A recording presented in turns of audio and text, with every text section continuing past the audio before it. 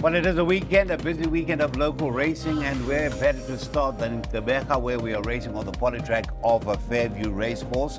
8 races, 8 very trappy races awaiting us, and that starts at 20 to 1. We'll also be looking forward to the weekend as we count down to the big one. That is the 4th of April, and that is Champions Day here on the Highveld. There is a Turpentine Standsign meeting on a Saturday, and we're back at Greyville after Friday afternoon racing. We're back there for a meeting that is both on the poly and on the turf. First 4 on the poly, and the first 4 on the turf rather, and the last 5 on the turf. More about that later. Let's get straight to our man Nino. He's got a lot to digest and to dissect rather. Very good morning to you, Nino. I'll send you off air. Very trappy card. Nothing really sort of jumping off the page to say back me, back me. Good morning, Cecil. Yeah, you're absolutely right. It is a very competitive card. There might be 1 or 2 starting in the first race with this Rafif Galdin, Turbulent. Now, if you disregard the last run, like I'm doing, drawn on the wrong side of the course on a soft track at Kenilworth, and also maybe finding 1,000 meter a bit on the short side. I think she's a horse that they're all going to have to beat from a fairly good draw, 1,300.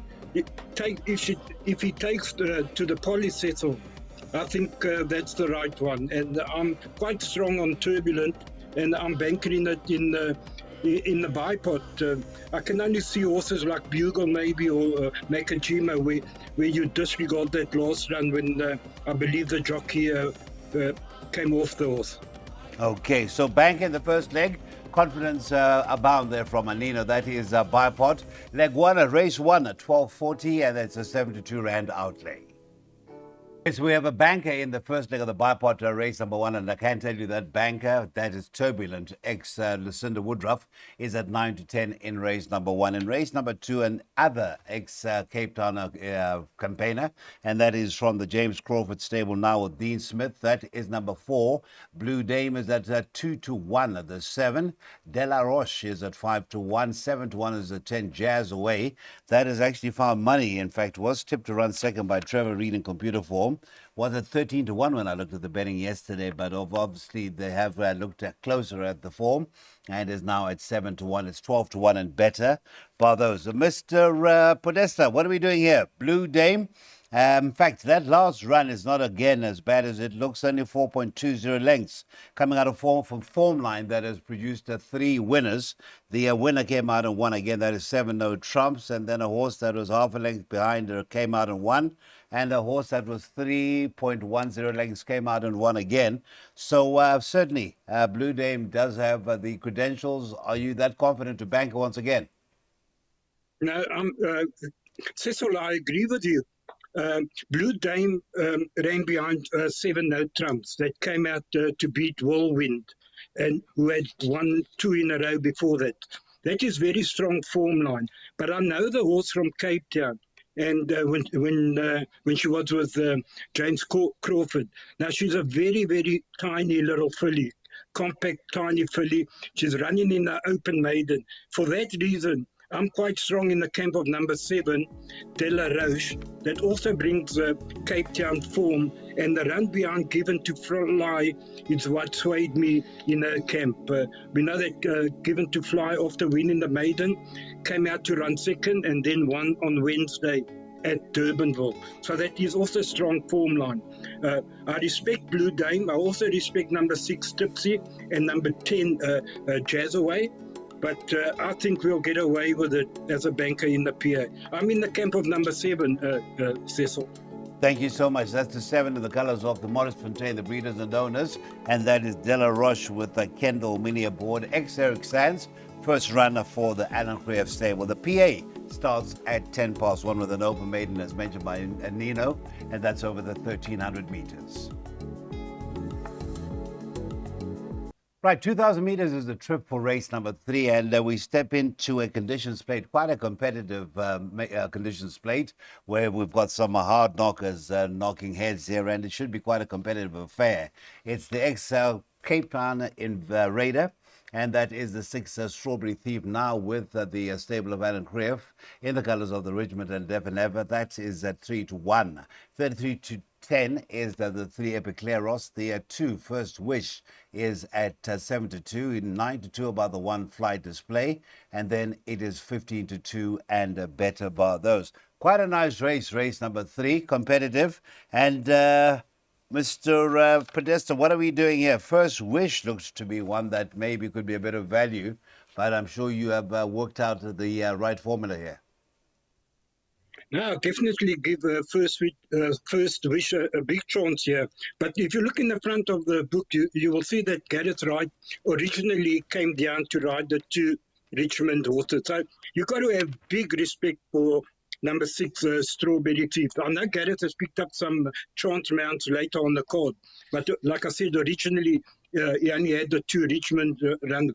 This was a Strawberry Thief. He gained the right distance, took on some very strong opposition down in the Western Cape. So that would be my first choice. My second choice would be number 3, Epicleros. I thought the 1600 was a bit on the sharp side for her last time out. She'll run a much better race over the 2000. And First Wish. Those are the 3 horses I like, Cecil, in number order, 6, 3 and 2. Thank you, Nina. And those are the numbers in the pick 6 for Nina, which starts with race 3. A conditions plate over the 2,000 meters for fillies and mares. Off time, 1/4 to 2. And the favorite is the 6 Strawberry Thief at 3-1. On to the jackpots with the first one starting in race number 4. We're back in maiden company. And the 2 runners that rightly dominate the betting. And the favorite would be the 1 60, who is now in at 18-10. Last night you could have got a bit of a 19-10, now at 18-10. Number 6 Salagadula. That is Wayne Agrello on board for the first time, teaming up with Jacques Stratham. That is eased out from 5-2 last night to 28-10. And then you got the 7 Lady Lemoncello, has had the 1 run in Fairview since relocating from the Highveld. That was on the turf in the colours of the Stone Bridges. That is at 3-1. And thereafter, you can name your price about the rest of the field. So those 2 seem to be the ones that are set to fight it out. 60, drawn 6 last time out, 2.5 lengths behind Blame It On Me. Same race was Salagadula, who was actually closer to the winner, Blame It On Me. That is a length and a quarter. And Wayne Agrella gets the ride this afternoon. And then 5 Sabrage. That was a little further back, 4 lengths behind. Does the winner come out of those 3, or do you see something upsetting the apple cart, Mr. Podesta? No, I don't. But I'm in the camp of number 1, 60. I don't think, Cecil, this is only my opinion. On the last run, I don't think that Salagadula can confirm the form with 60. Now, have a look at 60. Had a terrible start. Lost 2 to 3 lengths at the start, and it was over 1400 and was finishing the best of the 2. Over the 1600, I think 60 it's going to beat Salagadula. So I've left it out. I'll make the danger number 7, Lady Limoncello, who needed the first run in PE. Over 1200, she's going to be much better over the 16. I think the winner will come between those 2. And then, like you said, maybe Sabrage or Salagadula, but I'm quite bullish that the winner will come from either 1 or 7. So we can actually take the straight line exact 1 from 7, can we? Yeah, I think you can. Or box it. Rather box the 2. Okay, rather have the 7 come ahead of the 1. Little more value. That is the first jackpot, and there it is. Very inexpensive outlay. A bullishness abound there from Mr. Podesta. 12 Rand is the total outlay with a banker in that last leg race number 7. We go to the second half of an 8-race program on the polytrack of Fairview, Quebec. This is race 5, which sees the start of the second jackpot. And in race number 5, we were up to a Fillies and Mares 74 handicap, below the Fillies and Mares handicap, often feared by many a punter. And in race number 5, looking at the betting, it is a pretty open race with the likes of the 1 Desert Cloud, the 7 Pomerol, and the 10 Potenza as the ones likely to fight it out. In fact, this morning, 10 Potenza has been shortened in from 7 to 2 and is now outright favorite at 5 to 2 in the colors of the Hollywood. Has had the 4 runs, and 2 of those have been on the poly, and the last 2 being on the turf. Right, Mr. Podesta, what are we doing here? Pomerol. Drawn 3 last time out, again a very good draw, 1 out of 9. Was beaten by Haze and Smoke by that 2 lengths, as was the case with the one at Desert Cloud that was beaten just 0.30 lengths by Haze and Smoke. Again, do those 2 have a bearing on the outcome of the result? Back for more, also in that race, beaten by that 0.05 lengths. Yeah, but then back for more and a shocker last time. Cecil, I'm going in flat here with 2 horses. Maybe I should have added Pomerol because that would have been my third choice. But Desert Cloud beat Lady Bomber, right? And in the same race, Potenza was 2.35 lengths behind. But there's a 5 kilogram swing now. So I make that my first choice in the race, Potenza. I make the danger Desert Cloud, and maybe they could add in Pomerol. That would be my third choice. So 1, 10, and 7. That's the order of preference, is it? 10, 1, and 7. 10, 1, and 7. So the 10 Potenza. He's following with the money, and perhaps it is the money that is on number 10 Potenza, and that is Nino's second jackpot suggestion. Just going back to the third leg, yes, we have a banker, but the scratching, there has just been a scratching come through this morning, and that is number 7, who was in single digits. Not that it is part of any of Nino's jackpots. The 7 is out, so that is making it 7 and 10, scratch race 7. Race number 6, the classified stakes, will be over the mile, and that is the last chance to get involved in a pick 3. And a horse that we did touch on by virtue of the form lines that could be quite pertinent in race number 5 is the 2, Haze and Smoke, and that is at 4 to 1. 5 to 1 is a horse that looked to be headed the right way now in PE Clainsy. The 12th, that is Space, I see first choice for our selector in computer form, is at 11 to 2. It's 13 to 2 about the 4, King Viserys. It's 8 to 1 and better bar those. So, Space, is at 11 to 2, Nino. And that is the first choice of our selector. These guys in computer form tend to find the value in the races, and I see Space was 8 to 1 last night and is now as short as 13 to 2. Part of your selections at all? No, but you can add it in. Cecil, obviously someone knows something, and you can't disregard what the computer form tipsters. You got to respect them. So maybe that has to go in. I like number 8, Cecil, Clainsy. If she brings that run, when she ran only 3 lengths behind Reed Petit, and I think she wins the race. But again, it's Polly. She's never run on the Polly, so it is a bit of a concern. Haze and Smoke, I respect, and Supreme Judge. I'll make it between 2, 3, and 8. But obviously, you might have to add number 12, Outspacer.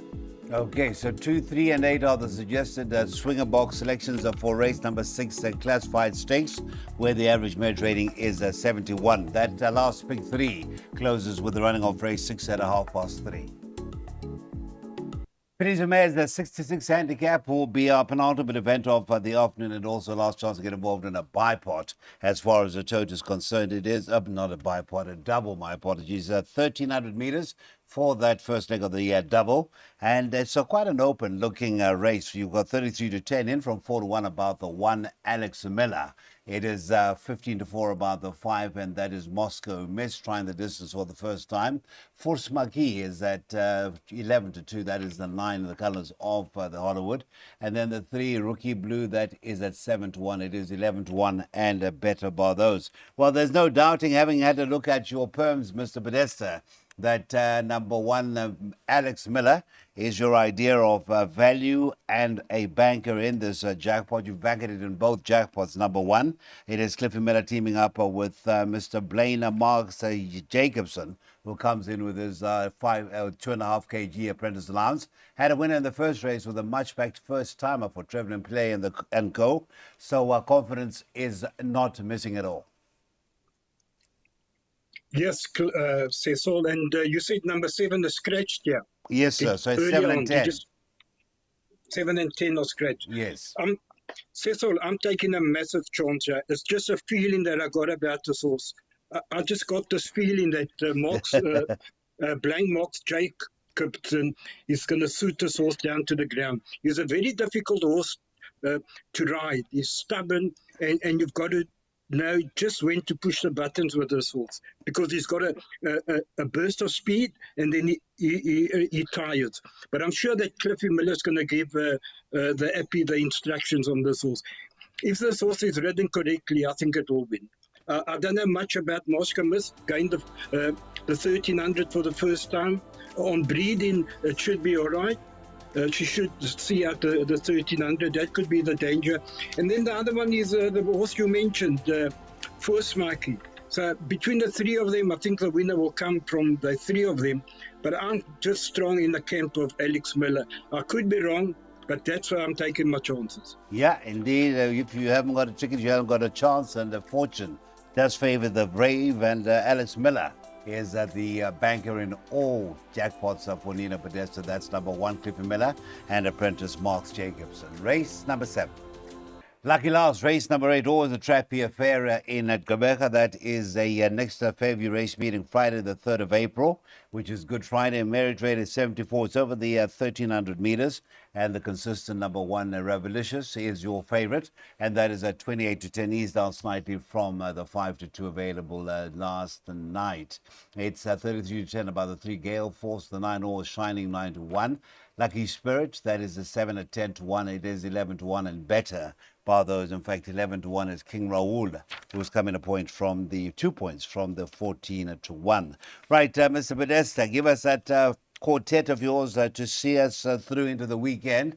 We've got racing this afternoon or this evening, tomorrow afternoon, Turpentine, and Sunday we're back at Greyville, so we need a bit of a cash-based.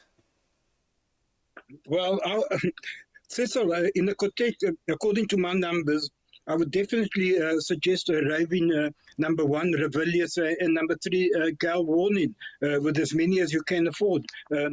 Not leaving out number 11, King Raoul, and whatever and Notorix as well, but add in a few others that the people like. I think it's a 2-horse race.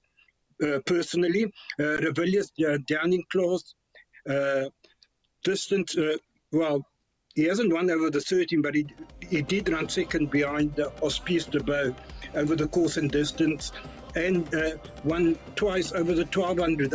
I don't see the problem with the extra 100 meters down in class, and I believe that the only danger is number 3, Gal Warning, with Carl Strademup from a good draw of number 1.